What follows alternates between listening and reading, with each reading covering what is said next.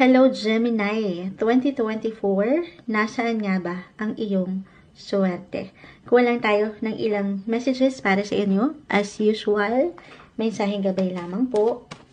Okay, para sa mga Gemini ngayong 2024, nasaan ang kanilang swerte? Nasaan nga ba swerte ng mga Gemini this year? Para sa mga Gemini, ayan. Uy, nasa inyong sarili mismo.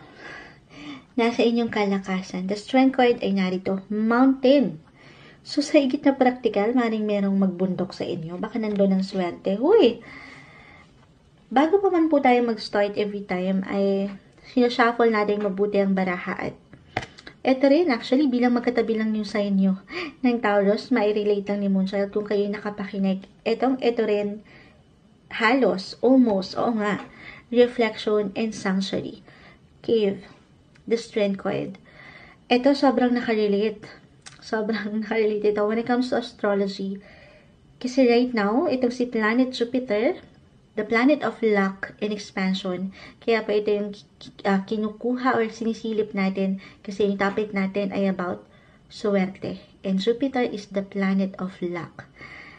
Right now, si Jupiter is currently in your 12th house of reflection.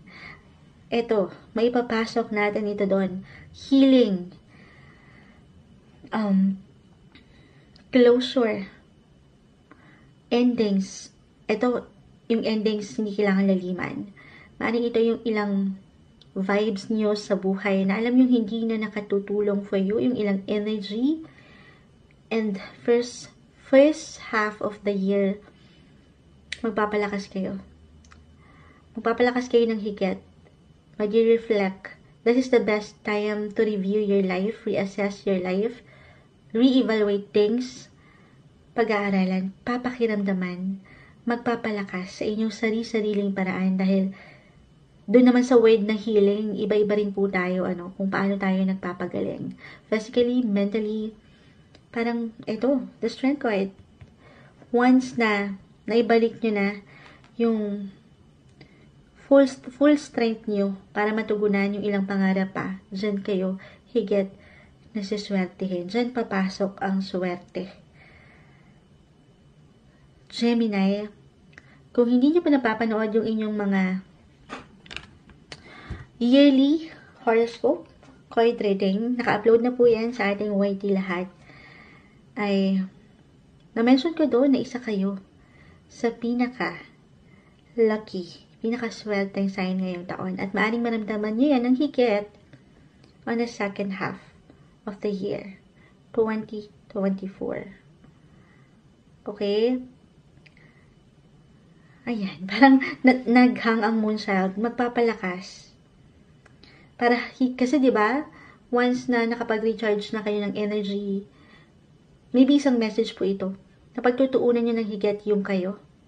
Spend more me time sa paraan kung saan kayo higit na lalakas. Yung strength nyo ay higit na aangat. Ayan, maaaring makatulong yung pag-iisa, pagninilay-nilay sa inyong life. Diyan aangat yung strength palalo. Na higit yung magampanan palalo ang inyong mga obligasyon at responsibilidad sa buhay. Sige, add pa tayo dyan. Para sa mga Gemini, ngayong 2024, ano may iwan natin para sa kanila? Home.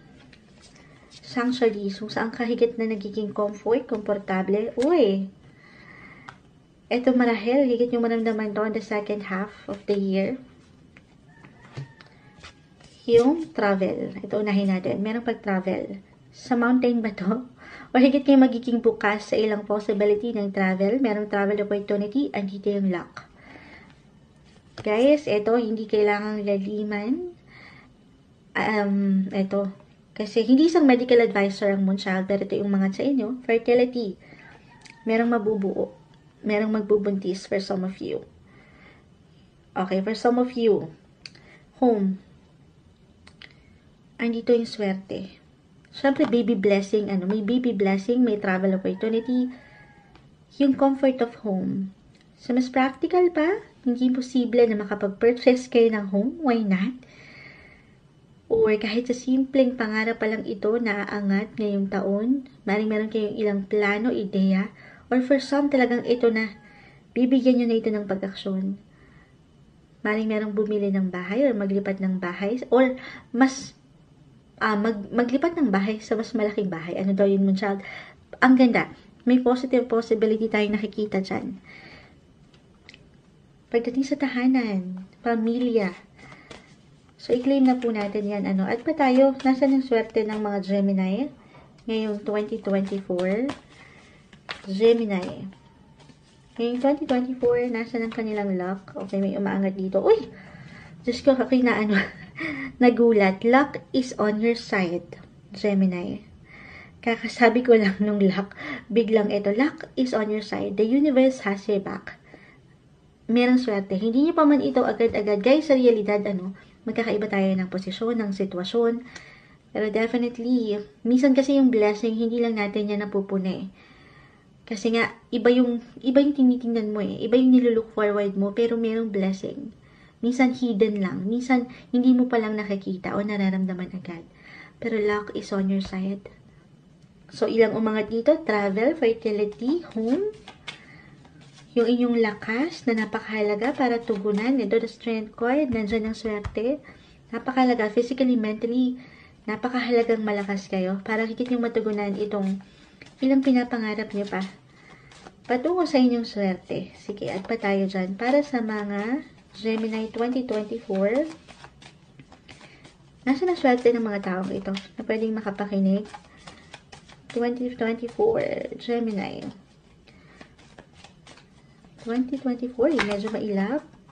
Okay, may ilang cards. Finances. Pagdating sa inyo, financial sector. Guys, health, na ang ganda, sabi ko nga, physically, mentally, magpapalakas. Dadaan sa reflection, sa paraan nyo, sanctuary cave, kung saan kayo higit na magpapalakas. Guys, baby, fertility, Gemini, for some of you, na ito na rin naman yung hinahangad. Kumbaga, isa ito sa inyong pinagpipray, isa ito sa wishes nyo. Especially, syempre pa, doon sa mga nasa isang relasyon, couples, married, wala pong imposible. I-claim na natin ito, ipag-pray natin ito para sa inyo. For those na hindi pa handa, then be extra careful kasi nagbigay DN dito yung dalawang yan in health. So, ang ganda, mayroong improvements, mayroong magandang paggalaw sa inyong kalusugan bilang magpapalakas nga kayo . Bibigyan nyo ng prioridad ang inyong mga sarili. Kaya naman hindi imposible na merong healthy na Gemini ang aangat ngayong 2024. Sige, add pa tayo. Add dyan ng luck, grace. May blessing. May grasya. Add pa tayo dyan. Wait lang po. Para sa mga Gemini. Ayan.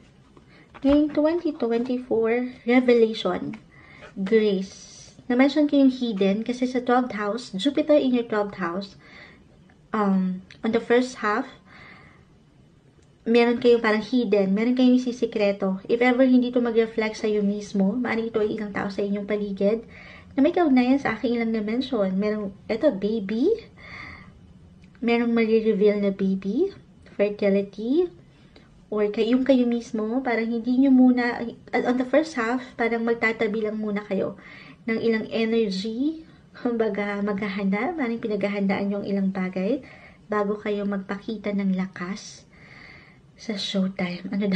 Yung inyong mga talento, merong blessing, merong biyaya, may grasyang parating mula dito sa i-reveal nyo, or maipapakita nyo pa sa mundo ngayong bagong taon 2024, nariyan ang swerte para sa inyo, Gemini.